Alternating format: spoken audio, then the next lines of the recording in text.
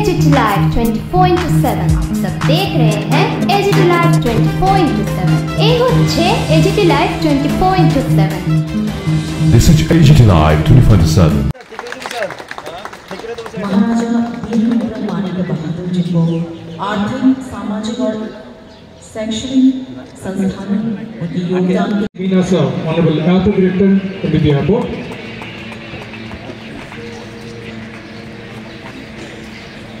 We have महाराजा वीर विक्रम मानिक बहादुर जी को आर्थिक सामाजिक और शैक्षणिक संस्थानों उनके योगदान के I request our dignitaries to take their seats in the dais. Thank you very much. আপনারা জানেন যে আমাদের সরকার গঠিত হওয়ার পর জাতি এবং জনজাতির মধ্যে মিলনের যে বন্ধন সেটাকে শোভাতৃত্ব করার জন্য সংঘবদ্ধ করার জন্য আমাদের বিভিন্ন পদক্ষেপ আমরা গ্রহণ করেছি এবং যে প্রথম পদক্ষেপ আমাদের প্রথম ক্যাবিনেটে নেওয়া হয়েছিল 2018 সালের সরকার গঠনের পর আমাদের এই আগরতলার এয়ারপোর্ট তাকে মহারাজা বীর বিক্রমের নামে উৎসর্গ করার জন্য আগেও প্রচেষ্টা হয়েছিল কিন্তু তদানীন্তন সরকার এই আগরতলা এয়ারপোর্টকে বীর বিক্রমের নামে উন্মোচন করতে চায়নি, সেখানে উৎসর্গ করতে চায়নি।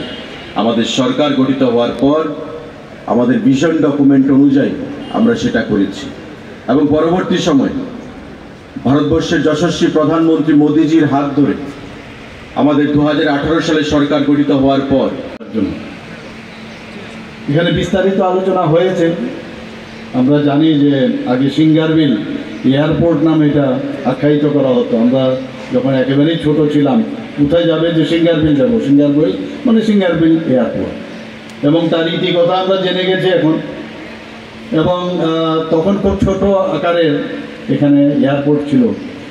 এক এক সময় ভাবি যে মানিক্য ডাইনেস্টি ত্রিপুরার যেভাবে ওনারা কাজ করে গেছেন ত্রিপুরার উন্নয়নের লক্ষ্যে, আগে কিন্তু তাদেরকে সেইভাবে তাদেরকে স্বীকৃতি দেওয়া হয়নি।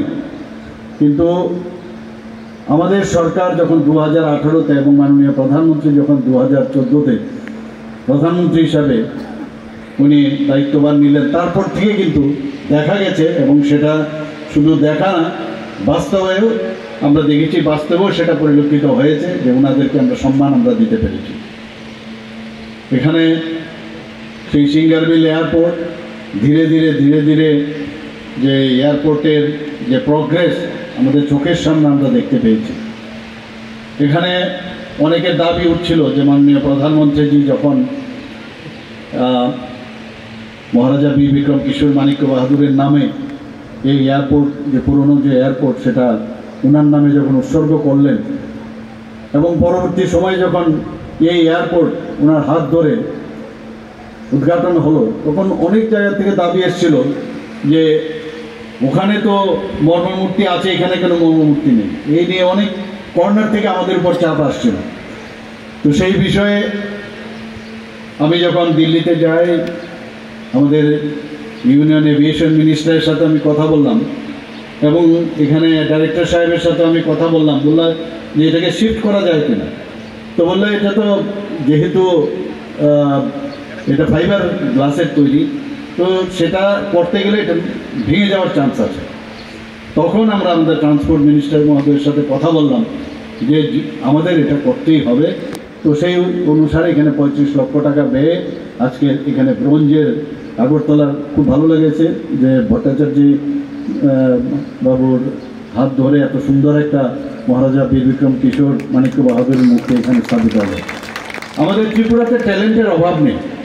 আমরা দেখেছি আগে এরকমও দেখতাম, আবার অনেকে আছে কিছু একটা বানাতে গিয়ে আবার অন্য কিছু বানিয়ে ফেলেছে, তারও ইতিহাস আমরা জানি। কিন্তু এখানে আমি বলবো যে সত্যিকারের অর্থেই মহারাজা বীর বিক্রম কিশোর মানিক্য বাহাদুরেরই উনি ঠিকভাবে মূর্তিটা বানিয়েছে। আসলে মাইন্ডসেটের উপর অনেক সময় ডিপেন্ড করে। তো সেই মাইন্ডসেট আমরা ঠিকভাবে পরিচালিত করবো কিনা, দিস ইজ ভেরি ইম্পর্টেন্ট। আমরা আগামী দিনের যারা প্রজন্ম যারা আছেন তাদের আমরা সুস্থ মানসিকতার বিকাশ আমরা দিতে চাই এবং ত্রিপুরা সরকার চায় যে আমাদের ত্রিপুরার থেকে যারা নেক্সট জেনারেশন যাদের হাতে আমরা আমাদের বেতনটা দিয়ে যাব, একটা সুন্দর একটা পরিবেশে যেন ওদের মানসিকতা গড়ে ওঠে। আমরা স্পোর্টসেই হোক, আজকে আমাদের এগ্রিকালচারেই হোক, ট্রান্সপোর্টের কথাই হোক, আমরা সমস্ত ডিপার্টমেন্টে এগ্রিকালচারের সব দিকে আমরা কিন্তু মানে সর্বাঙ্গীন বিকাশের একটা আমরা চেষ্টা করছি। আমরা যখন আজ থেকে 70 দশকে আমরা ভাবতে পারিনি যে ত্রিপুরার airport would be the one of the best airport in northeastern region, even it may be more among other states.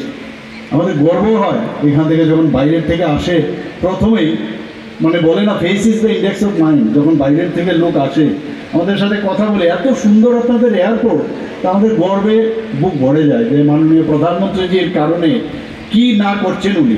এক টেস্ট পলিসি, যেটা আমাদের মাননীয় মন্ত্রী মহোদয় বললেন যে এক টেস্ট পলিসি না শুধু, যে আজকে কমিউনিকেশনের দিক দিয়ে আমরা কোন জায়গায় চলে গেছি।